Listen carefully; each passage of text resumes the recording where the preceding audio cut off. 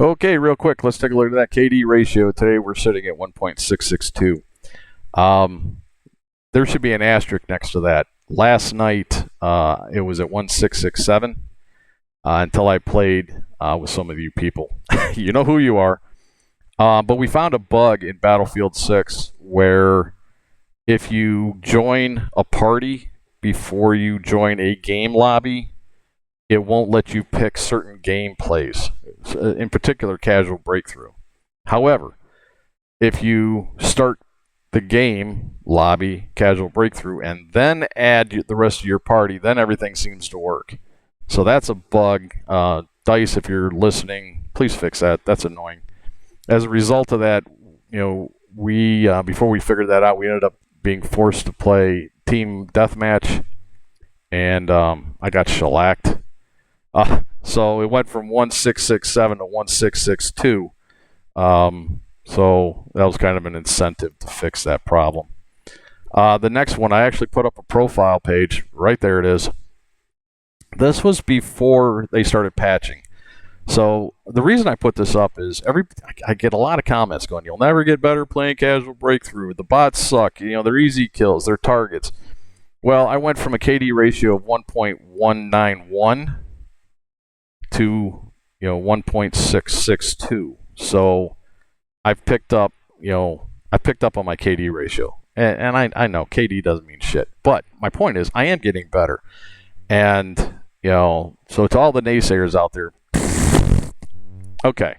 Now that being said, before I start the video, we are going to talk about credit cards in this rant.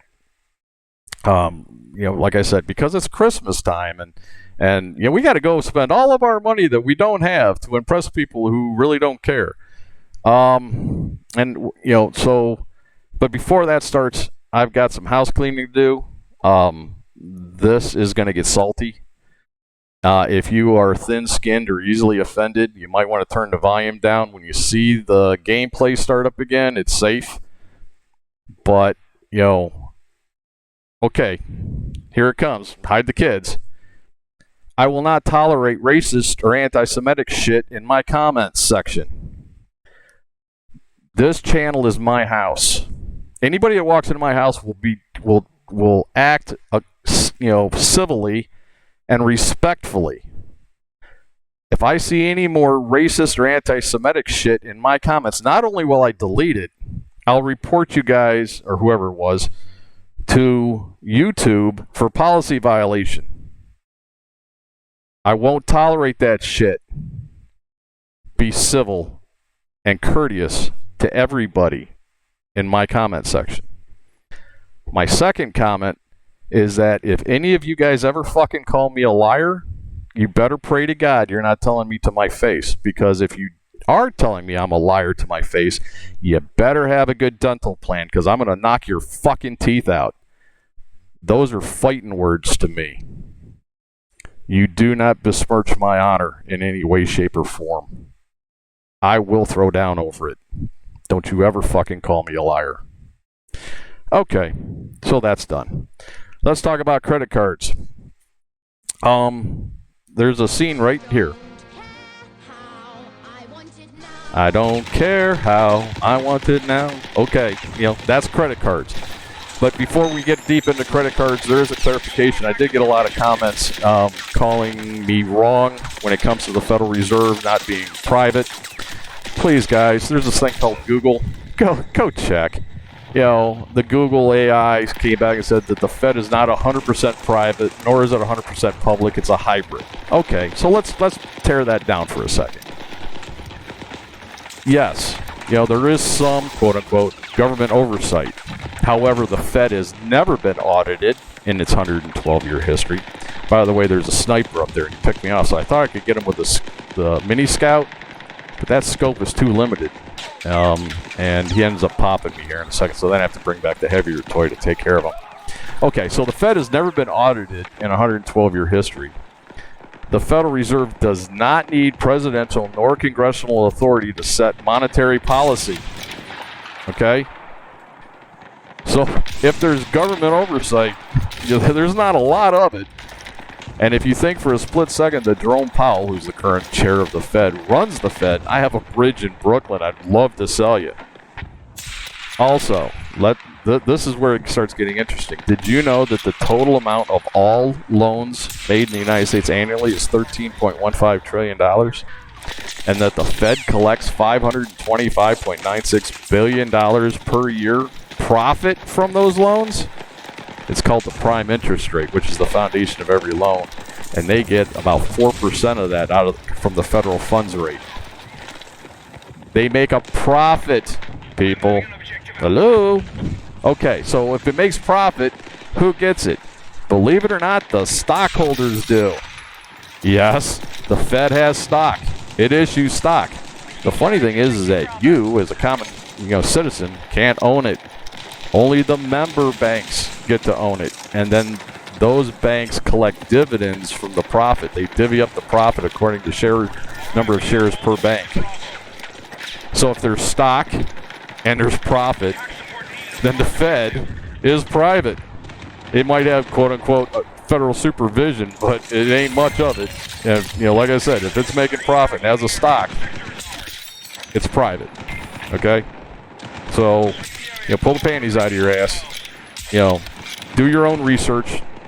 It's all out there. It's not a secret. And if the Fed makes that kind of money in profit, do you really think for a split second they can't hire influencers or people to edit Wikipedia or to pay off politicians and news anchors or news studios to make sure that their narrative is kept secret? The truth is kept secret.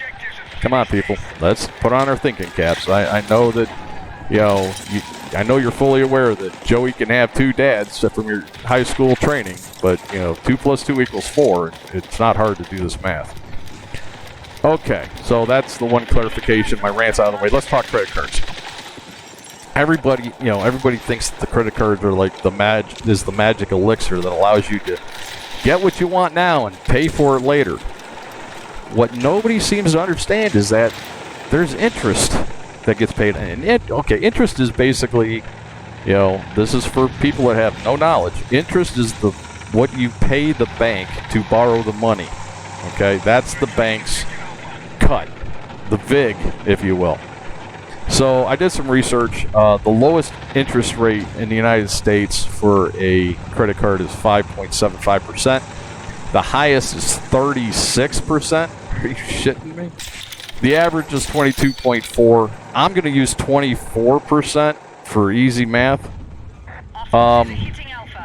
And by the way, my wife's Kohl's department store, that credit card is at 29.96% interest. When my wife uses that card, she uses it to get, quote unquote, the Kohl's bucks, so she can, get a discount on her next set of clothes or whatever. And then we go back the next day and pay it off. And by the way, this interest is compounded interest, meaning that not only do you pay interest on the money you borrow, you pay interest on the interest on the money you borrow. It adds up. It stacks on top of itself. And it's calculated daily. Are you hearing me? Daily they run these numbers. So, by the way, there's a scene coming up. It's really cool. This guy is saved by a bollard.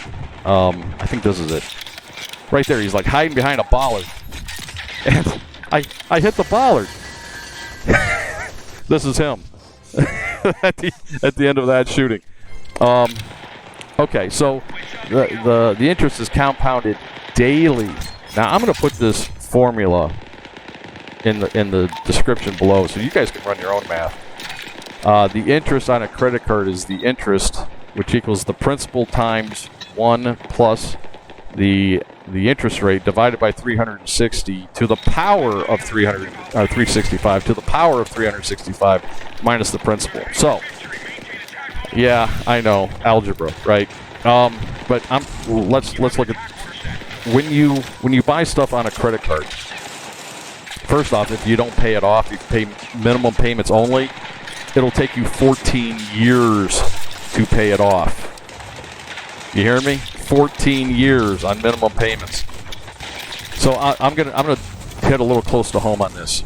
Let's say you buy a PlayStation 5, and don't go splitting hairs on me telling me that it's not, you buy it for $1,000. Don't tell me you can get it cheaper. Easy math, people, right?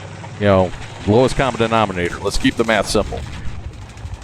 If you have a balance on your card when you buy the PlayStation, and then when you pay off the old balance first, right? So if you have so much on your credit card that you can't pay on, let's say you have $1,200 on your credit card, then you go buy a PlayStation 5 for $1,000, and now you have $2,200, and you pay $100 a month. At the end of the year, you haven't paid a penny on that PlayStation. You paid off or a chunk of the original balance. So if you're carrying a balance on a $1,000 PlayStation, at the end of the year, you will have paid $348.40 in interest on that PlayStation. Okay? And I'm talking to people who, sleep in tents outside of Best Buy, trying to save $100 on their PlayStation 5, and then they put it on their credit card, and then they don't pay it off. You're ice skating uphill, man. That's a losing fight. So another thing is that if you are 1 minute late, on your payment, they'll hit you for $35, right? So if it's due today, and I paid it at 12:01 tonight, I ran out of C4. And it's due at midnight, and I paid it at 12:01. That's a $35 hit. Put that in layman's terms. That's 7 emotional support lattes. Okay. On top of that, a lot of people, when they start getting into real trouble with their credit cards, they'll get these credit cards with a 0% introductory rate, right, and roll all your debt onto it. Okay. So the way that works is, it's usually an introductory rate for like 6 months. If you don't pay it off in those 6 months, on day 6 months plus 1, the interest from day 0 is added to it. Okay? So, let's say you roll over $10,000 in credit card debt to this, this credit card with 0% interest. If you don't pay off that 10 grand in 6 months, on 6 months plus 1 day, you're going to be owing like $3,000 in interest. Okay? So, pay them off. And then the other thing is, if you get this 0% introductory credit card, if you're late on a single payment, it's null and void. It goes straight to whatever its normal rate is, which is the average is 22.5%. I've seen 28% is not unusual. So if you're late on a single payment, everything you've worked for to try to pay stuff off at 0% introductory rate is gone. They will immediately tack you with all the interest from day 1 the minute you're late. So don't be late. Okay, and then you jumped on mine. The other night I was talking to some of the guys during Battlefield, and they asked me, well, what if I take a cash advance on credit card A to pay off credit card B? Okay, so if you're robbing Peter to pay Paul, right? If it's not an introductory rate or some special promotion, people hate it when I do this. You'll see it here in a second. If you're robbing Peter to pay Paul, if you are taking money off credit card A to pay credit card B's payment, the minute you try that, right, it's considered a cash advance. And cash advances have a 3 to 5% fee based on the amount of money you draw. Now it doesn't, in terms of the card, right? So if you borrow, $100, you're paying $5 as a fee. If you borrow $1,000, to pay on your other card, you're paying $50 in fees. And by the way, there's no grace period. I didn't touch on grace periods, but if you take a cash advance, the interest starts right now. The minute you take that cash advance, it's instantaneous. They start packing, and they pay, and you pay. They collect it daily. Is when they do the math. So a grace period is you usually have a 25-day grace period on all new purchases on a credit card. So if you go buy your PlayStation, you have 25 days to pay it off before they start doing the interest game. It's funny that you have a 25-day grace period, but the billing cycle is 30 days, right? So they get 5 days of interest that they get to play with, even if you... I pay my credit cards twice a month. That way I'm, you're never late, and you reduce the amount of interest you're paying. That's me, right? So, get them paid off. You got to get these credit cards paid off, man. They are killing you. You will never get out of debt if you're just sitting there making minimum payments. I know it sucks. And credit cards, oh man, they are like an easy pill, right? You sit there and go, well, I want it, but I don't have the money. Well, I'll have an extra money coming in next month because I'm working overtime, and I'll be able to pay it off. No, never happens. Something's going to come up that's going to take the money out of your pocket, and that's the way it works for me, right? Every time I ever got a nice commission check, the car would explode, the hot water heater would melt down. The kid needs braces. Something always came up that take the money. So don't ever plan on chickens before they hatch. If you don't have the money, man, my basic philosophy, two things on credit cards. One, they're good to build credit. And that's fine, right? But don't use it for self-satisfaction. Use them for self-improvement. If you're trying to get a certification, I told this on chat the other day. This guy was asking me, he was like, I need some advice. And I told him, I said, look, if you're into computers, right, you don't need a Bachelor of Science degree to get a job in the computer industry. Get some certifications. Get like a Cisco, CCNA, that's the entry level. CCNPs usually get paid pretty good. CCIEs make six figures. But AWS, right? That's Amazon Web Services, the cloud services. Get an AWS certification. Get a Microsoft Azure. That's their cloud. Get an Azure certification. Use your credit cards to better yourself. Okay, I can justify that. Just using a credit card to buy yourself an emotional support latte because, quote unquote, I deserve it. I've had a bad day, and then you start paying 24, 28% interest on it. You're a moron. You have bigger problems than having a bad day and needing a latte. Don't do that. The other thing is credit cards. If you can't control yourself, take them out of your wallet. Leave them at home. Put them in a block of ice in the freezer. If there's an emergency, thaw them out and use it. But it'll remove the temptation of an impulse buy. Well, boy, there's a new Battlefield 6, DLC out. It's only $20, but I don't get paid until Friday, so I'm gonna put it on my credit card. Oh, okay. That $20 is gonna turn into $100 by the time you get it paid off. Right? You're ice skating uphill. You're pushing a limp rope. You're never gonna get ahead doing that. So that's some. Look. Put your comments below. I'm getting long again. I'm about 1.5 into my video. Put your comments below. I read every one of them. Be civil. Be respectful. And look, I'll answer. I read them all. If you generally need help, I can set up. We can set up a voice channel. We can talk it through. I'll be more than happy to help you guys any ways I can. I've had some comments saying that I should do like a live chat. Maybe I should. Maybe I should do a live chat. Where I can answer questions to help you guys. Look, I know it's tough. I know the economy sucks. If you have to use your credit card to eat, it is what it is. But I would be eating the cheapest stuff. I'd be buying Navy beans for $1 a pound and make a big ass soup out of it with some salt pork. Why did I kill that guy? That damn glass deflected my shot.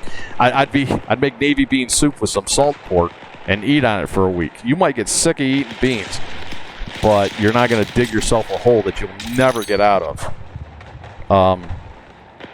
Look, when I was young, I got into credit card debt. Oh, this is the other thing, right? If you get into a credit card debt, when I first went in the Navy, right? Hey, I got plastic, right? I'm buying all kinds of shit. The problem is that it gets to the point where you're not, all you can make is minimal payments, right? And then you can't pay it off. So I actually went to Navy Fed and I got what's called a signature loan. It's basically, it's a higher interest loan because there's no securities backing it, no cars, no jewelry. There's nothing to back it except your signature. But it was cheaper than my credit card debt, and it was a structured loan so that in 24 months it'd be paid off. It's a good idea, but if you do that, cut the credit cards up. Okay, the structured loans are better than these open-ended loans like credit cards. Because it has a schedule. You'll pay it off in 24, 36 months, and you just stick to it. But if you do that, it's called pyramiding your debt. If you do that and then you turn around and whip out those credit cards again, you're doomed. You're going to be in financial ruin. If you refinance it, if you finance your debt with a signature loan, stick to it. Cut up the cards or put them in a blocked vise and only use them in the dire emergency, or you're going to get yourself in a lot of trouble. And like I said at the beginning, right, it's Christmas time. Everybody's trying to keep up with the Joneses, right? Everybody wants to, show off. Look, I got you a PlayStation 5, or I bought you what? Look, if you're barely keeping food on the table, if you can't afford your car insurance, you have no business whipping out that credit card buying someone a present. Okay, I don't care how cute she is. Make them a nice dinner. Make something, right? Do something for them. My kids ask me what I wanted for Christmas. I'm like, I have everything I want. You want to do something for me? Go rake the leaves in the yard, right? But you have no business whatever of digging out your credit card to buy people presents when you're struggling just to make ends meet.